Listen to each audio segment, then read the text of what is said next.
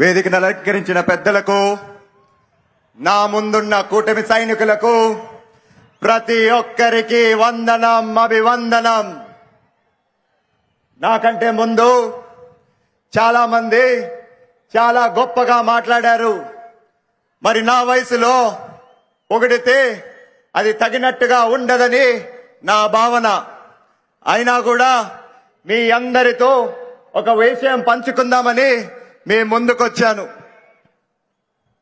ఏ విధంగా అయితే మన రాజ్యాంగానికి 4 ప్రధాన స్తంభాలుంటాయో అదే విధంగా మన రాష్ట్ర భవిష్యత్తుకి 4 నాయకులు గలంగా నిలబడున్నారని ఈ సభాముఖంగా తెలియజేస్తున్నా. ఒకవైపు చూశారంటే మన ప్రధానమంత్రి గారు నరేంద్ర మోడీ గారు, ఆయన తీసుకున్న నిర్ణయాలు ఖచ్చితంగా ఒక రాష్ట్రానికే కాదు గాని మొత్తం దేశమంతా బలం చేకూరుస్తాయని చెప్పి ఈ సభాముఖంగా తెలియజేస్తున్నా.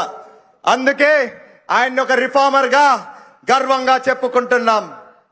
మరొక వైపు చూశారంటే మన చంద్రన్న గారు ఒక టెక్నోక్రాట్ గా, ఒక విషనరీగా ఈ రాష్ట్రాన్ని రూపురేఖలే మార్చి తీర్చుతున్నాడు అని చెప్పి మరొక్కసారి గర్వంగా చెప్పుకోగలుగుతున్నాం.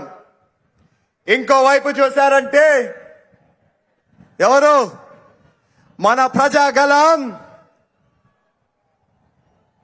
మన కోసం ఎంత ధైర్యంగా ఎంతటైనా త్యాగాలు చేసి కేవలం ఈ రాష్ట్రం బాగుండాలని చెప్పి ఒక విప్లవకారుడిగా మన ముందుకొచ్చిన మన పవన్ కళ్యాణ్ గారు.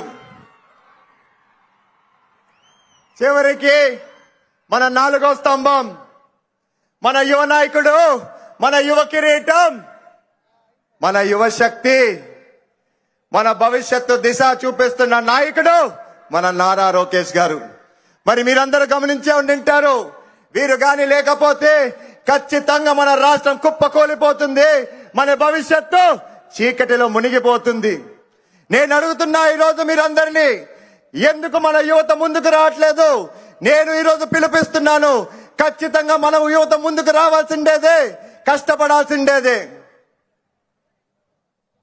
ఎన్నికల ముందు ఖచ్చితంగా మన కూటమి ప్రభుత్వం వచ్చాక 20 లక్షల ఉద్యోగాలు కల్పించాలని చెప్పి లక్ష్యంగా పెట్టి ముందుకొచ్చింది. మరి ప్రభుత్వం ఏర్పడినాక కేవలం 15 నెలల్లోనే 20 లక్షలు కాకపోయినా 11 కోట్ల లక్షలతో పెట్టుబడులు తెచ్చి 11 లక్షల ఉద్యోగాలు కల్పించారని గర్వంగా ఈ సభాముఖంగా తెలియజేస్తున్నా.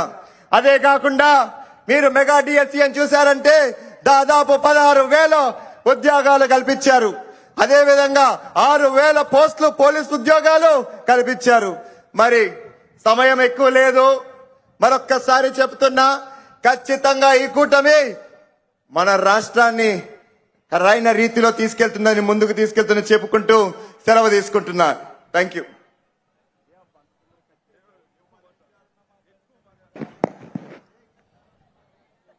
అశ్మిత్ తర్వాత గుత్తి శాసనసభ్యులు శ్రీ గుమ్మనూరు జయరాం గారు మాట్లాడాల్సిందిగా ఆహ్వానిస్తున్నాను.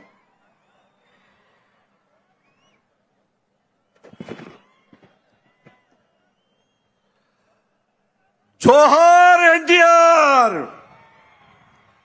జోహార్ ఎన్టీఆర్. ఈరోజు అనంతపురం నందు సూపర్ 6 సూపర్ హిట్ 6 పథకాల్లో 5 పథకాల గురించి నేను చెప్పాలనుకున్నా.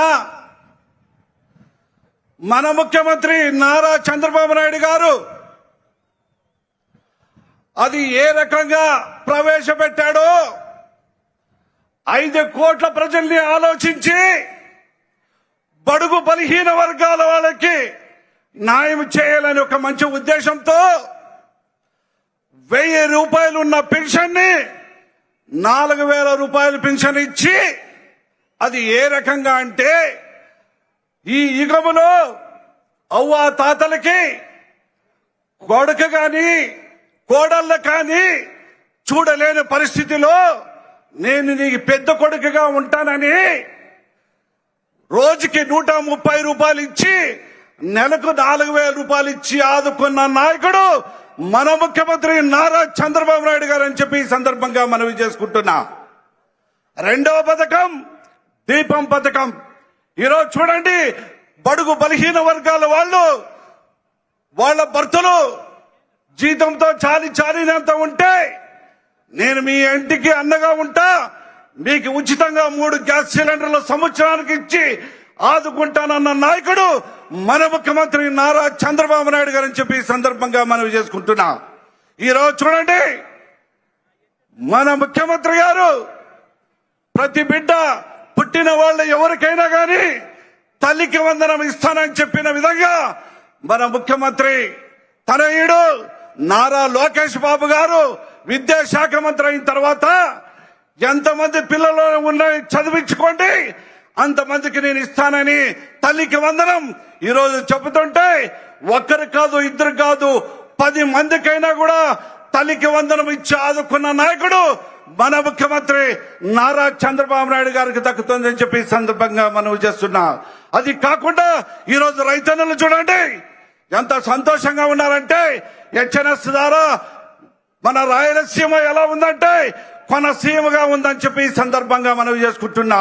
ఈ రోజు రైతన్నలకి 5,000 రూపాయలు కాకుండా కేంద్రం కూడా 2,000 రూపాయలు ఇచ్చి 7,000 రూపాయలు ఇచ్చి ఆదుకున్న మన ప్రభుత్వం ఎన్డీఏ గవర్నమెంట్ కే దక్కుతుందని చెప్పి ఈ సందర్భంగా మనవి చేసుకుంటూ, ఈరోజు ఈ 5 పథకాల ద్వారా రాష్ట్రంలో 56 పథకాలు ఉన్నాయి. ఇంకా ఒక పథకం ఉంది కాబట్టి 5 పథకాలు 6 కంప్లీట్.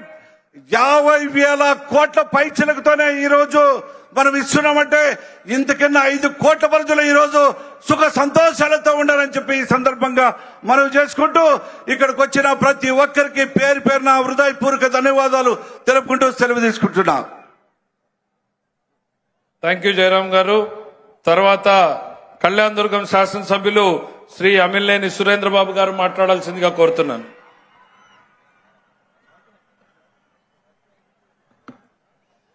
అందరికీ నమస్కారం. వేదిక మీద ఉన్న పెద్దలకు, వేదిక మీద ఉన్న పార్టీ నాయకులు, కార్యకర్తలు, ప్రజలకు, ముఖ్యంగా అక్కా చెల్లెళ్ళు అందరికీ పేరు పేరుగా నమస్కారం తెలియజేస్తున్నాం.